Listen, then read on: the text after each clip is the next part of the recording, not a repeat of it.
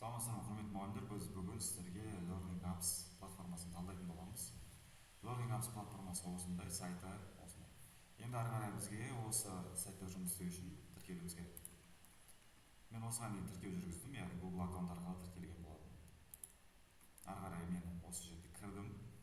Енді бізге осы жерге Learning Apps программасына қол жеткізуге болды. Енді біз бұл жерден не істей аламыз? Енді все упражнение басатын болсақ, енді категорияны алсаңыздар, категорияның ішінде сіздерге барлық пәндер көрсетілген.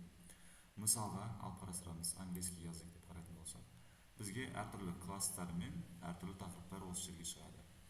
Енді сіздер бұл жерде басқа да мұғалімдердің жасаған жұмыстарын қарай аласыздар.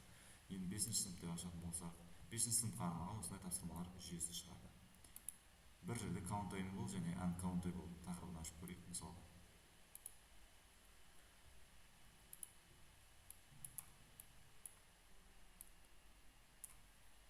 Енді бұл жерде санала ма, саналмай ма деген тақырыпта айтылған.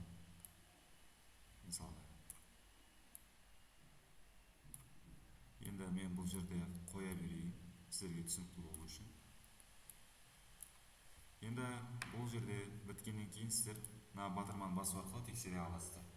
Басқа да жаттығуларды ашқыларыңыз келсе, все упражнение басасыздар, ары қарай сіздерге жаттығулар шығады. Мысалға, математика пәнін қарастырайық. Математический диктант, басқа да тақырыптар, әртүрлі тапсырмалар осы жерде көрсетілген. Қолдансаңыздар болады, жалпы сабақтарыңыз бар. Өздеріңіз тақырып жазсаңыздар да болады мына жерге. Хронологиялық тақта, классификация, жұптық сәйкестендіру және де мәтін жасау, пазл жасай аласыздар. Жалпы қолдансаңыздар болады. Арнамызға тіркеліп бізді қолдап өтіңіздер.